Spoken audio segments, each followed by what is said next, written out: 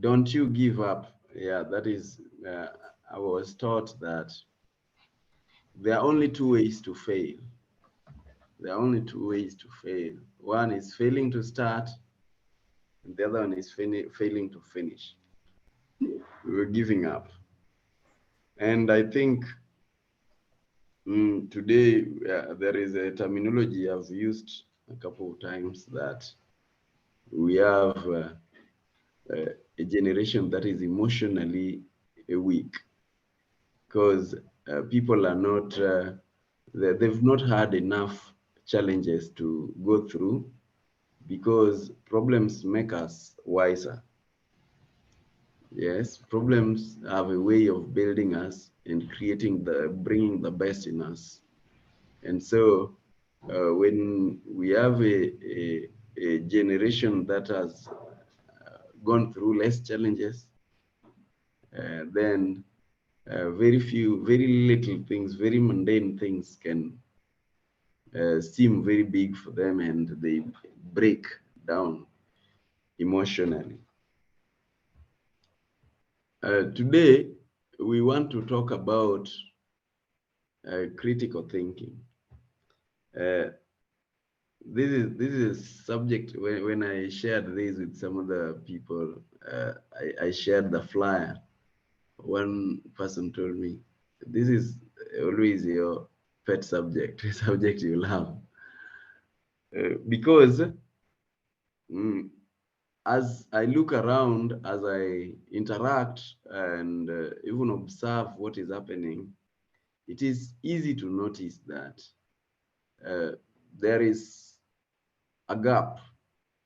There is a gap in analysis of facts, and that becomes a big problem. How many of us saw something that was going around? Was it yesterday, but one, about Obama relocating to Kenya? Yeah, that Obama is now going to relocate to Kenya, effective June or July or something like that. I've I just even seen it on posted. the wall. Yes. I've just seen it today in our wall, but I've not read it. Yeah. So today, that is just an example. There are always lots of fake news going around all the times. There are things that are not accurate at all, but maybe a few people who think try them out and get excited how much people get duped into believing things that really don't exist. Why? Because a long time ago, I read it somewhere that many people tend to believe anything written. As long as it's written, then it has an authority. There is an authority involved, you see. And so the other thing is many people tend to believe something that is spoken from somebody who is popular. So and so said it. So it must be true, or it is true. It's to be trusted. At the moment, and this discussion is just that. It's just going to be a conversation, if you allow me. At the moment, we are in what we call information age. Information age. Information age is derived from the fact that we are dealing largely with information. Yeah. Many years back, when I went back to the university to study information system, we were discussing the advent of information age, where people trade on information more than they trade on goods, you see. And you are either in information industry or the old industry of products. Today, trading on information has much, much more potential than trading on the traditional commodities. And that means most times we are interacting with information. That information, there is a value to it. The other thing is, in a day, a human being makes thousands and thousands of decisions. You just made a decision to wake up. You make a decision to maybe take breakfast, to go to work, which clothes you want to put on, and all sorts of things. But we make decisions based on the information that we've got. And that becomes very key if we are uh, going to use accurate information. It means if we use inaccurate information, we are likely to make wrong decisions. We are likely to make wrong choices. And that simply means that in an era where there is information overload, we cannot afford to be lazy. And we cannot afford to be negligent. You know, there is a difference between being lazy and just negligent. Yes. While we also are supposed to always try to update ourselves with important information. Yes, I love to say that ignorance is the greatest liability of mankind. For lack of knowledge, we always pay dearly. For lack of knowledge. And it's written in the Bible that my people perish for lack of knowledge. It's not for lack of God. It's not for lack of food or hope or whatever. It's lack of knowledge. And remember, it's God saying that my people perish for lack of knowledge. Now that helps us, or that emphasizes the fact that knowledge is critical in our day-to-day living, because knowledge is supposed to help us to make decisions. And knowledge can only be knowledge if we are able to think. If we can't think, if we can't analyze that information, where it's coming from, then it doesn't become part of what we have in our knowledge base. Today, we are in an era of AI, and AI is trying to, that is artificial intelligence, just for the sake of people who may have different abbreviations for AI. And artificial intelligence is trying to replace humanity in thinking, because enough people also do not want to think, so they want a way to get everything. What I've learned over the years is that you cannot still go scot-free without thinking. You cannot replace a machine to think for you. Because if you can't think, by the end of the day, you will not be able to usefully harvest from the available resources and technology. A case in point is when we were growing up in the primary school, for example, I used to see other people copy. They would copy exams. And if you give them something and they copy, they would copy everything because there is lack of thinking. And so they are even arrested for having copied the work because it's obvious that it's not their work. You see, enough people even today, they would copy, they would look for Google, look for information on Google. They are going to present something. They get it and they duplicate it there, they replicate it, and whoever, the lecturer or something, today people are doing those things, even in MBA.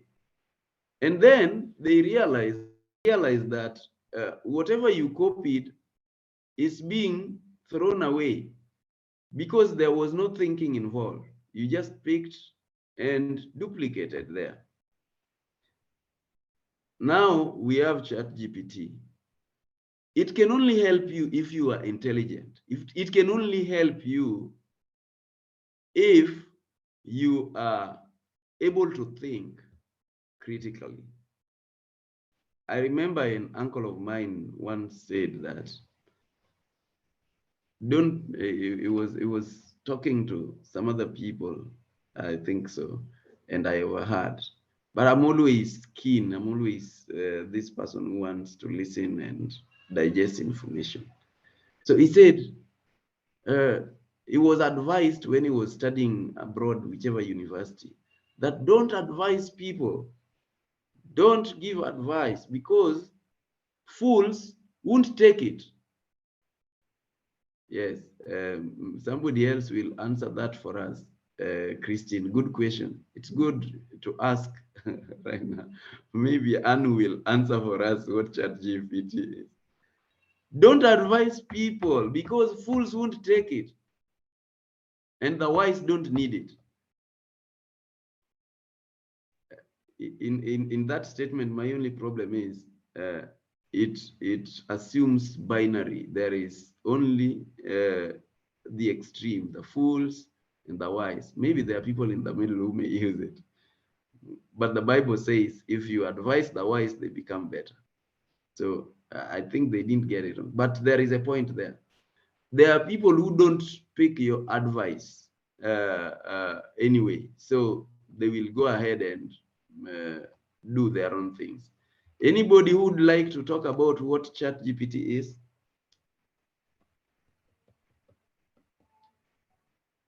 I can briefly talk about it. Sorry, I'll Yes. put my video on later. This is Lillian.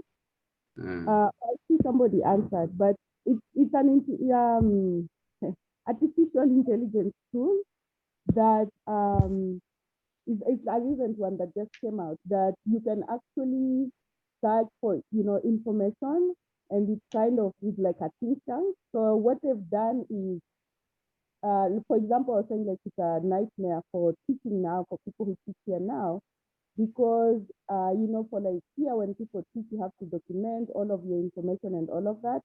So it searches all of the web, and if you review the assignment, students can actually get answers and just put them there. So it's like challenging people to get more creative, even when you teach, like how do you actually ask a question to students to see that they actually know what they are doing. And it's, a lot of professors, for me, for the courses I teach, we were already used to kind of something like that because I do statistics and research. So people are used to searching and finding all documents and things. But other professors, this is kind of a nightmare for them. They have to recreate their assignment and think about how to make students sure that they actually know what they're saying, and they didn't just to produce maybe something from somewhere. And then it's also tricky because now they cannot claim. Normally we tell students that they have, copyright issues, but now it's really hard to do that when it's searching the whole web. And by the time you figure out where they took it from, it's just interesting. And that's just an example for assignments, but there are other things that it can do, and people can literally search for information and it tries to summarize. The good thing is it's not doing images yet. So that's, yeah. Does that help, Christine? Yeah, thank you. I hope Hi, Christine. OPP. I realized you said my name, and I also realized the video had been switched on. So maybe I can now just add a bit on ChatGPT. And there is nothing wrong with you having your video on. We actually love without me knowing. Right. So, VP, like you said, what is ChatGPT? I really want to add only one thing, that I think today's talk is paramount towards what ChatGPT does not do and what we as humans need to do, and that is critical thinking. So ChatGPT collects all resources, all content, it produces for us, but it is for us to now critically think, summarize, and really submit what we think as humans is right and which is not. So that's what is my take. Thank you. Yeah, anybody who's never learned about ChatGPT, you are lagging a little behind. You better go and get to know more about it, because some other people argue that ChatGPT is going to replace many jobs. I actually saw something going around on social media that artificial intelligence is going to replace a lot of jobs, going to get rid of very many people from workplaces. And then somebody, it was just these threads, yeah, somebody questioned there that, no, somebody commented that if your work does not entail any intelligence, then you are safe. And then somebody asked, what does that mean? And then he answered, just know that you are safe, because from that question, honestly, it means that that guy's work does not entail any intelligence. It doesn't require any thinking. So you see, all these tools, they are a long time ago when computers were getting so popular, the desktop and the laptops and things like that, people thought computers are going to replace very many jobs, yeah, and all sorts of things. Yes, it makes doing work easier, but it can only do so much. Many people think computer is is more intelligent than human beings. Nothing created by human being can be more intelligent, including that artificial intelligence, because it uses the information that we feed it to process. It processes information that is given to it and then presents what it deems best as maybe the answer to the question you asked. You see, it's artificial, as the name suggests. So the created cannot be really more intelligent than the creator. But because it will solve more problems to different people, you've got to know how to use it in the first place. If you don't know how to use it, it won't help you. It will maybe give you more trouble. And that's just because most of us are lazy in terms of thinking. Now, what really is the importance or what is critical thinking, or who is a critical thinker? I think we need to talk briefly also about that. Critical thinking does not, and as we've talked, most likely we are getting it. It does not mean we are criticizing everything or we are objecting everything. It simply means we are inquirers into knowledge. It simply means we are thirsty for information to help us believe. You see, somebody told Jesus, I believe, Lord, help my unbelief. What critical thinking will help us in is finding a reason to believe. Find a reason that backs what you want to believe. You're not going to believe anything just because it's spoken by somebody you respect, just because it's said by what do they call those guys? Celebrity. Yeah, just because it's said by somebody who is older than you, just because it's said by somebody who the world or the society has branded as an expert. And that word expert has been grossly misused.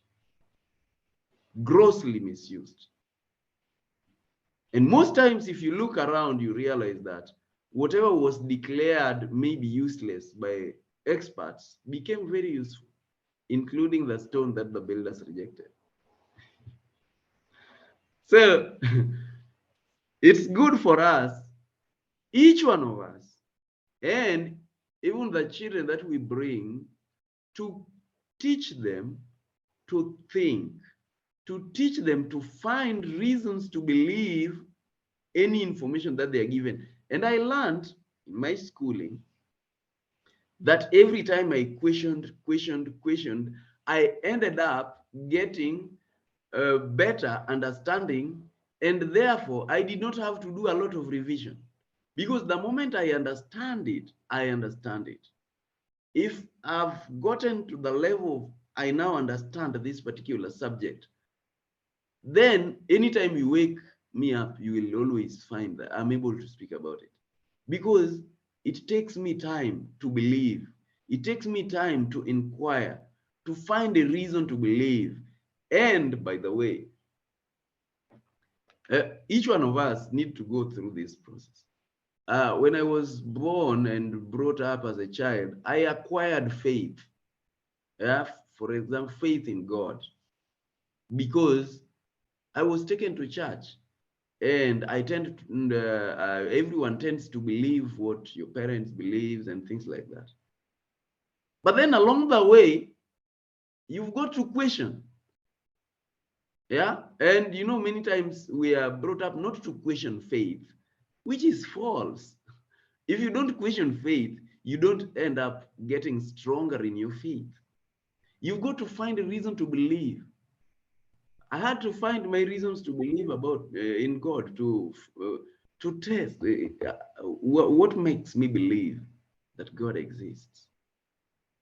You see, I read a book and I wonder, where did this person get this information?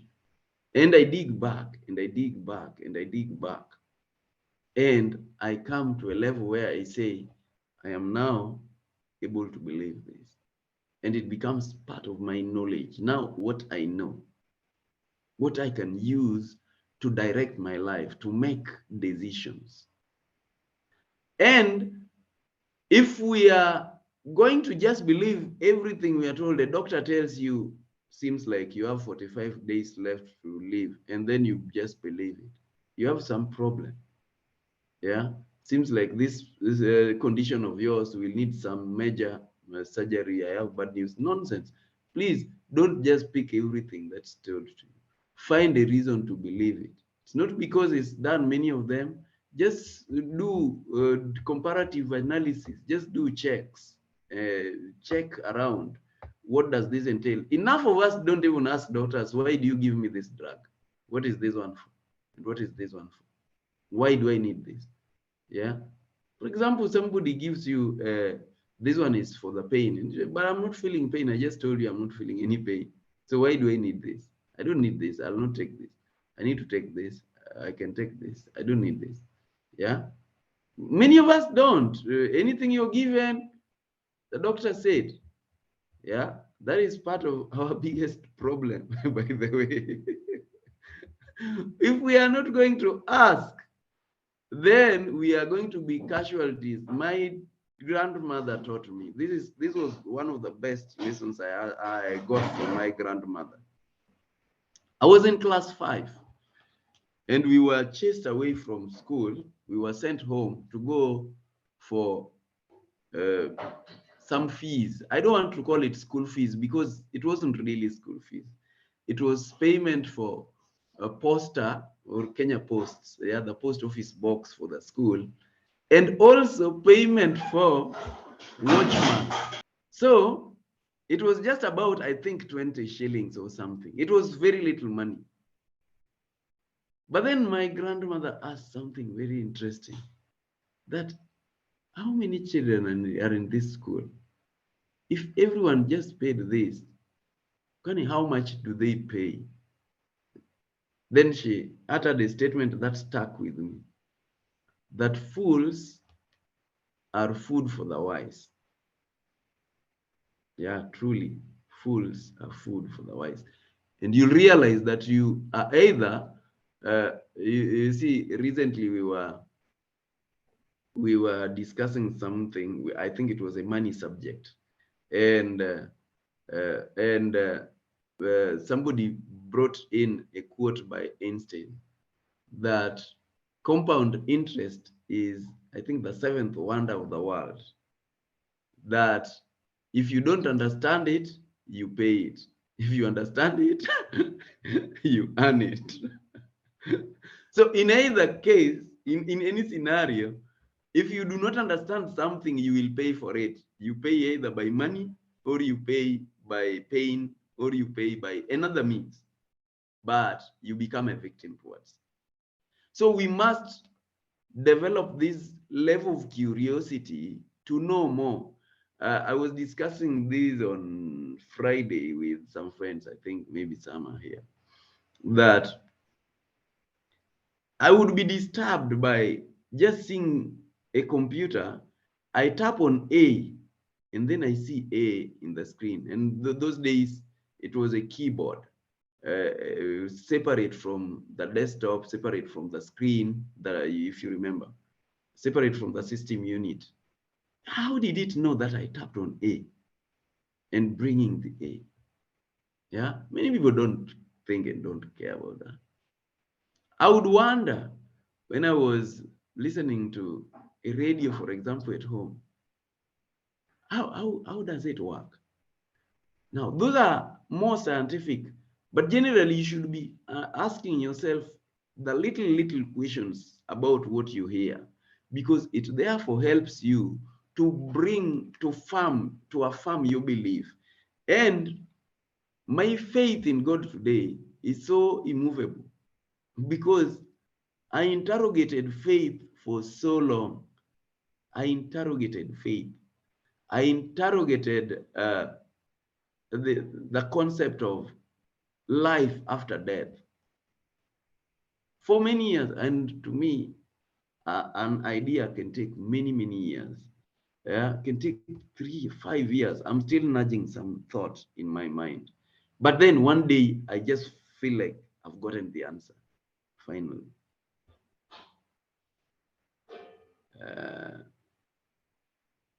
How does one give his body on the table, to cut you open? Someone you don't know, you don't even see his face because they are usually whatever covered. You don't know their qualifications. Yeah, I think that's about surgery. Well, maybe we'll talk about that more, Georgina. So, who needs artificial intelligence? All of us, because we are all making decisions every day, decisions about our children, decisions about the food we are going to eat, decisions about which school we are taking children to, what they need to learn, and things like that. By the way, employers more people who can solve problems, not people with certificates. Certificates are important, but nobody needs them. They are not guarantee that you are competent. Your competence is determined when they put you to oral interview. By the way, even if you used ChatGPT to write an application letter and it became very fluent, and then they called you for an interview, they will just know. It said that you will always know a fool the moment they open their mouth. Yeah, as long as they keep quiet, you won't know. You see. So they will call you for an interview. This is proficient. This is very good. Yeah. And then you go there, and then you start speaking, and they realize that that was really not you. And I used to talk about this a long time ago when people would come to you to write for them a CV. Say, well, it's good, we can write for you, but you better be up to that task, because we can write a CV that does not belong to you. Yeah. The moment you just open your mouth, people will know that everything is fake about you, because the CV was fake. Yeah. The letter that was written was fake. So you are basically a fake person, and therefore you've lost trust. They've lost trust in you. You just burnt your branding. In business, if you are not going to be a critical thinker, you are going to have bigger troubles, because a lot of people depend on your business or the society because you're solving a problem. And business, I love to say that entrepreneurship is bigger than leadership, because you don't just lead, but you also lead in making use of resources for a greater good. And so an entrepreneur must make use of critical thinking. That is the way all big business people we ever know managed to grow, because they employed critical thinking. How do I solve this problem? critical thinking helps us to solve problems.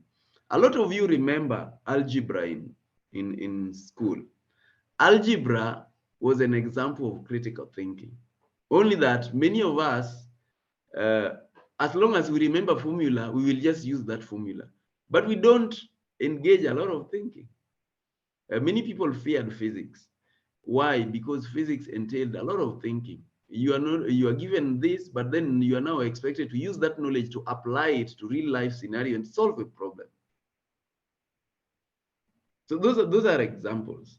A lot of maths and basically computer programming and all these other things, they work better if you are a critical thinker. If you think about a doctor, you give information, then they are supposed to figure out. Today, many doctors don't figure out. You narrate everything, then they send you to the lab. And then from the lab, they are going to make their conclusions. Yeah, it seems like you have some bacterial infection. Yeah, seems like you also can just take yourself to the lab. They do for you a test, and then you look around and see this one. They usually say you have bacterial infection. My uncle went was a clinic officer. So through this continual upgrade, he went for some upgrade with some other foreign doctors. And he was amazed that he would just diagnose information, check the information, and say what the problem is. But other people, other professionals from from the developed world, including Israel, they would wonder, how did you know? Because they have to go to the lab, take this information, then still send that person to the lab, only to come and confirm later what he had diagnosed. You see, why? Because critical thinking develops with practice. With practice, you analyze this information, then you can now use that that together with your history, yani what you already know, to verify this fact. From what I've learned, the last 39 people who had this challenge ended up having this. And so from this analysis, I know this one will lead to this. You see, so critical thinking will help us to troubleshoot. If you are in IT world, or everyone troubleshoots, everyone is trying to find a solution to some problem. And therefore, it will help us in all our ways, in all our professions, because we are solving a problem. We will look for solution. That's what we call in IT troubleshooting. You're trying to find out where the problem is. In my leadership book, I talk about, there are 2 chapters. I talk about a leader's toolkit. It always has something to do with thinking. And then I talk about strategy. That chapter on strategy and decision making and all that, all has to do with this. So it makes us better leaders. It makes us better problem solvers. And remember, your value in the marketplace always depends on how much problems you solve, or how big the problems that you're solving. So we've got to embrace it. And it always starts by asking questions and doing more, digging more, reading more. Yes, finding why is it so. Yes, they are telling us to get vaccinated. Why? What do we already know? Now, this is the process. A fundamental truth I came across. I came to, not I came across, but I would rather say that I came to conclude that there is no truth that works independently. Truth must be related to another truth that is already known. In the Catholic Church, we have a formula that the church uses to test the truth.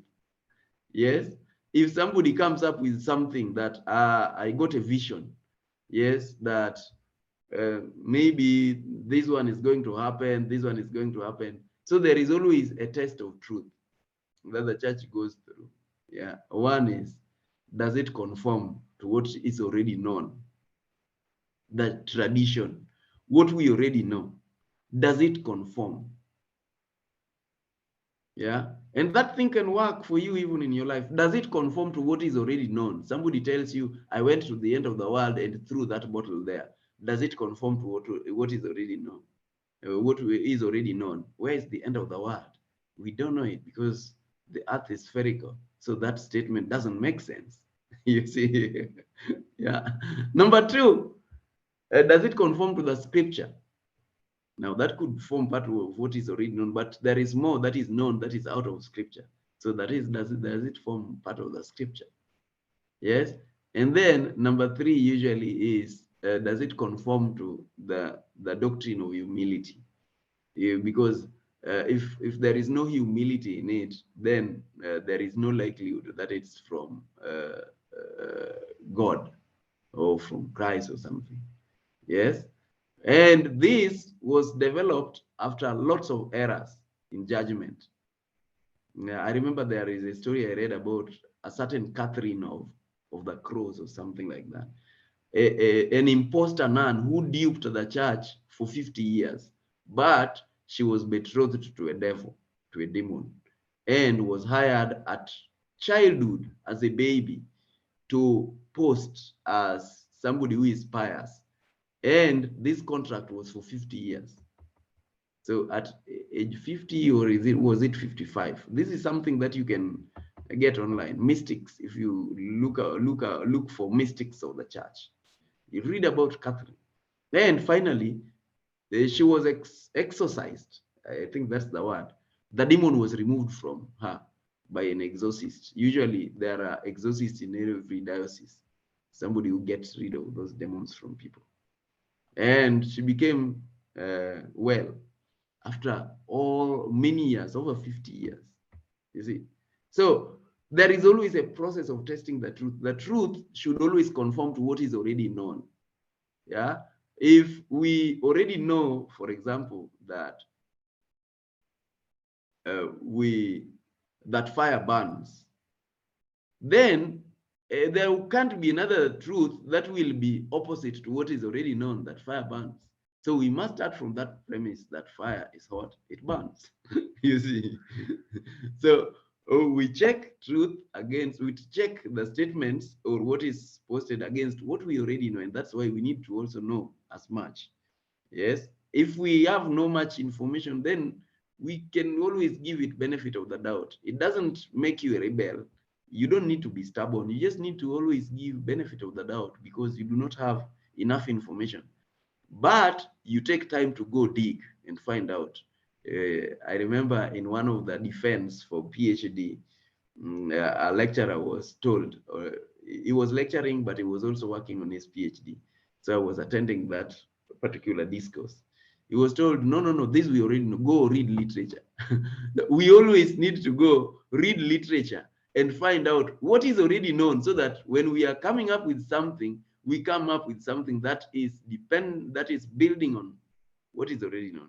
It won't be some strange truth. Long time ago, I read something. I read a book called How Come That Idiot is Rich and I'm Not. I still love that book. I would always read it again. And there is a statement I remember there. There is a test I remember there that put an elephant in a fridge. Sorry. How do you put an elephant in a fridge?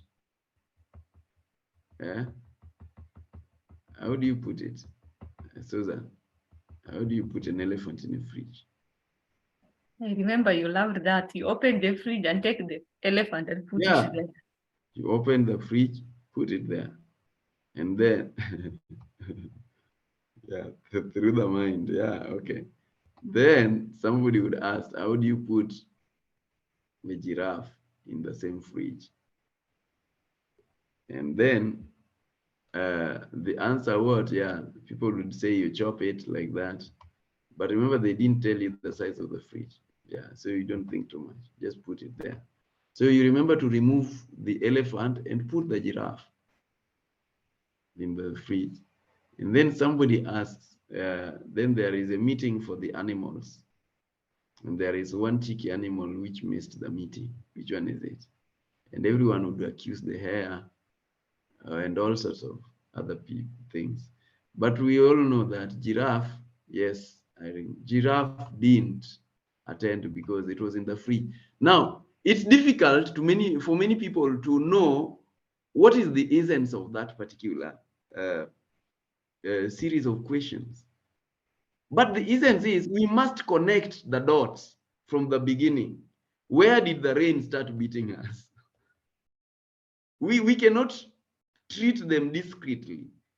Every problem that comes to us, we can always find a solution based also to an extent from what we already know, what has already happened before. You see, so we need to be good students of the past, and that helps us with the data. That's why we are talking about ChatGPT. It works on what is already known, using the data that is there to filter information and present. So we need to also work on the data. What is that we already know about this? Yeah, and then we use that to make an informed choice, and we will always be on the right path. Sometimes we believe people because they are eloquent. Yeah, one of my teachers, a billionaire in dollars, said some people are good at eloquent nonsense. They will speak something that is very eloquent. They will make a statement that sounds true and sweet. It's sweet to the ear, and then you believe it. That's nice, yeah. I once heard somebody saying, where everyone is, when everyone is seated, you stand. When everyone is standing, you stand out. When everyone stands out, you outstand. So what is that? Okay, I have not understood what it means. You see, but basically, it could be part of the eloquent nonsense, because what does it mean to stand out and outstand? Unless you break it down. We don't just believe because it's sweet to the ear.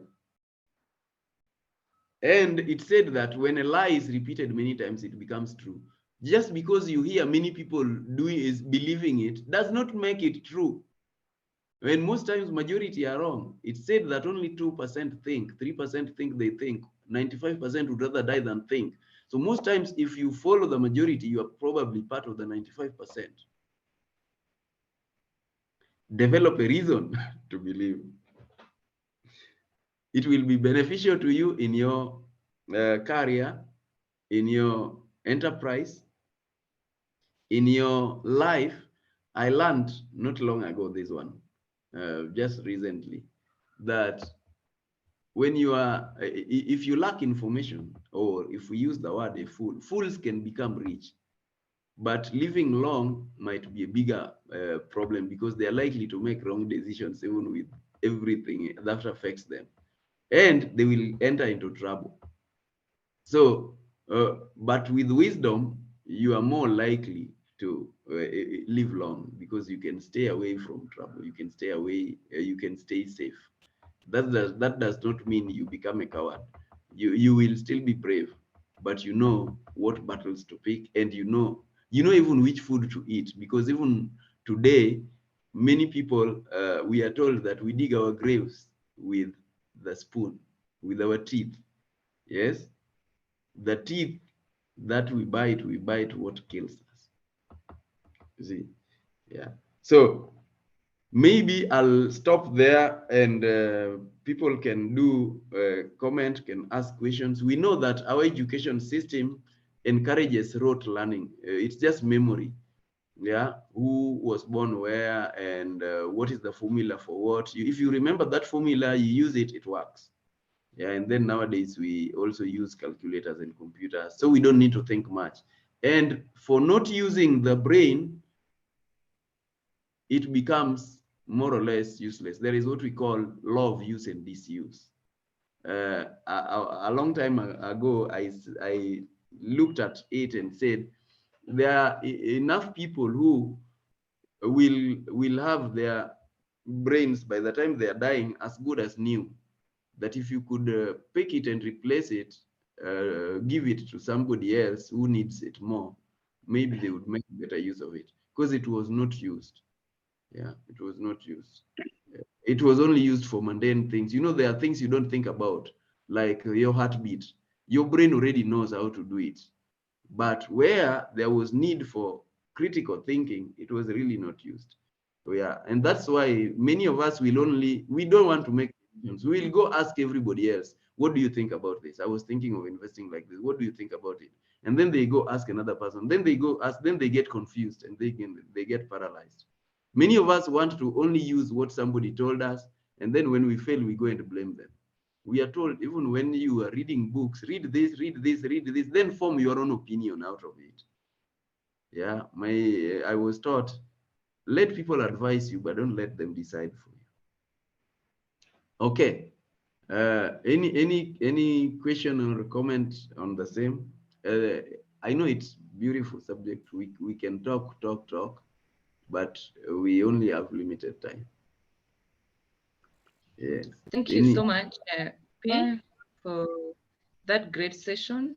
When you talk of not using the brain, I'm always reminded of a pastor who used to tell us, if you don't exercise your talent or your gifting, because everybody has, when you go to heaven, you'll be very tired of clapping for others, because those who exercised, you are being crowned. So if you didn't exercise yours, your work will be clapping. Na utachoka. Anyway, I can see Christine's hand is up. Kindly, you can unmute and speak up. Thank you very much, OPP, for that eye-opening analysis and school of thought for critical analysis and critical thinking. My perception is critical thinking is kind of more of a generational thing. If you look at the generations backwards from the baby boomers, the Generation X, the millennials, and we who are in the millennials are the people who are having an issue with this issue of critical thinking, and we are the people being now kindly affected by this chat GPT and the AIs. The Generation Z, depending on where people have the attitude of questioning things.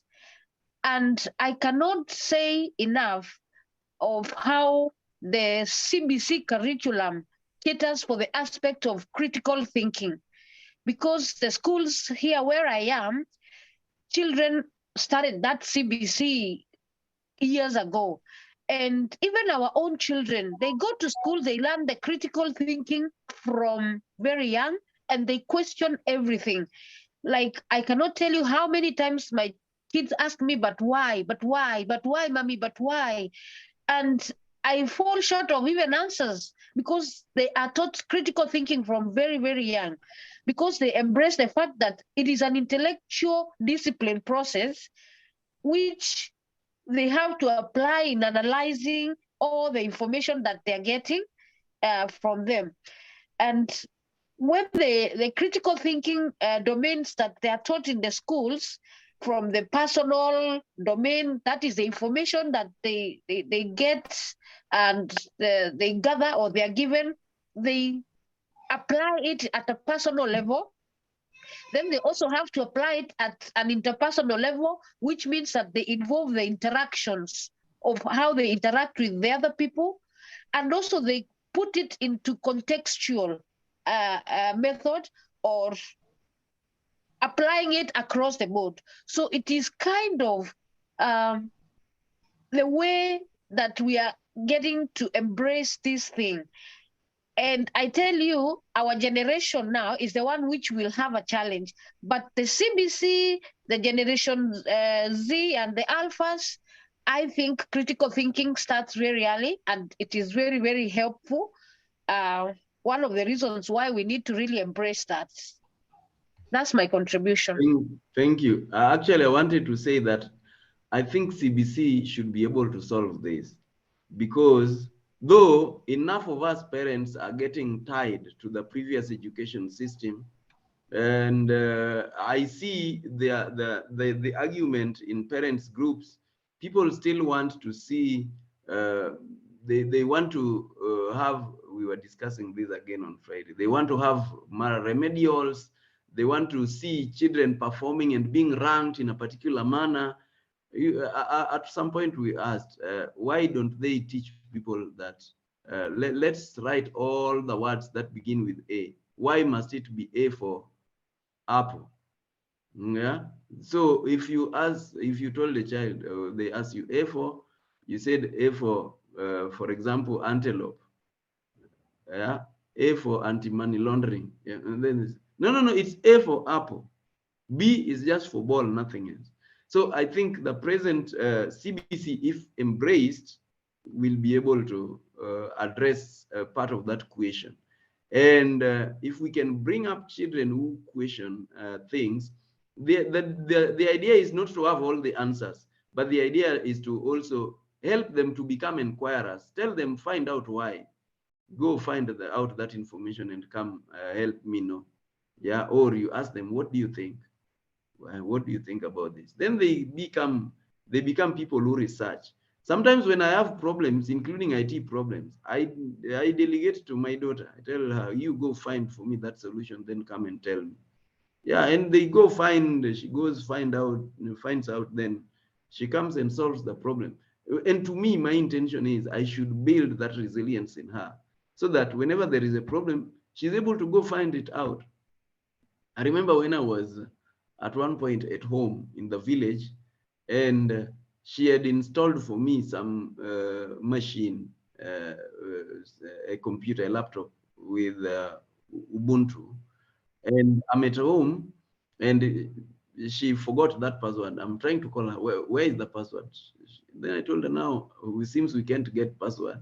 So find out how we can hack it and restore it. And so she's doing that because I'm in the village and directing me on phone. Okay, let's do this. Now type this, then do this. And we managed. You see, that's the way life works. Thank you. Thank you very much for that. Question here. Yes, Edwin. How are you? I'm fantastic. Good to see your name and hear your voice. Okay, I also would like to make an input on that critical thinking, because an unguided critical thinker as a child also might go astray, especially now that ChatGPT has come in after items like LGBT. So if someone is not guided properly and ChatGPT already has information on such things, they can easily be misguided. So like you said before, a critical thinker should base on something, either scripture, or it should be, you gave at least four items guide you. So, ChatGPT or Google that now we are living and moving to ChatGPT, as can really misinform someone if the mind, a young child, if the mind is still fresh, they can absorb a lot of things that can misguide them. So it's still parents or teachers would have a role in there. Yeah, thank you very much, Edwin. It's got to be guided. You see, like we said, you find a reason to believe. And now you've mentioned something interesting. That is this LGB, whatever.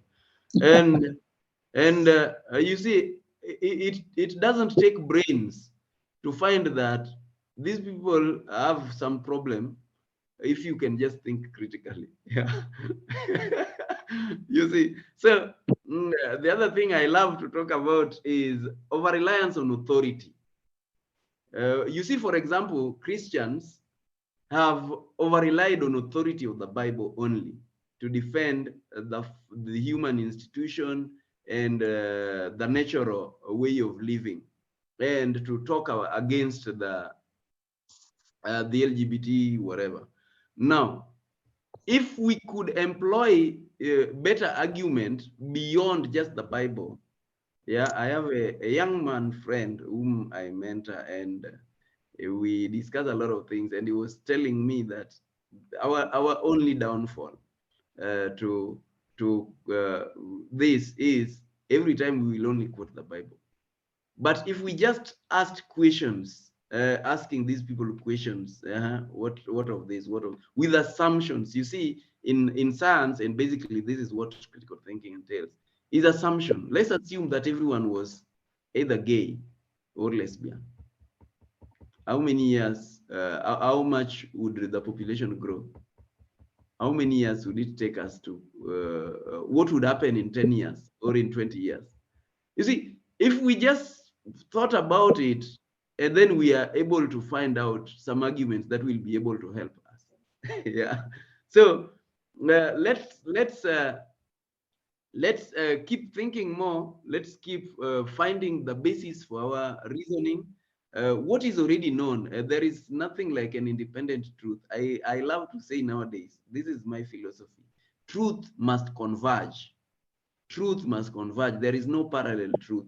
If it is true that if one fact is true and another fact elsewhere is true, at some point there will be a convergence. For example, if we say energy can neither be created nor destroyed, but it can be transformed, yes, into another form of energy. And we also find that it's true that God exists. At some point, those two must converge. We just need to find which point, but we can discuss that later. Thank you very much. I think we are well out of time. Yes, Antonio. I can see Brian, maybe you can have a minute. Brian. Thank you, OPP, for that. Mine is in regards to the element of grant helplessness and people not going for the critical thinking skills. How can we, as you have said, that indeed right now we should start questioning and also avoiding the issues of analysis by paralysis? How can we therefore break that school of thought about grant helplessness that has plagued the generations for a while, so that they can also become critical thinkers and therefore offer solutions to the emerging challenges that we currently have?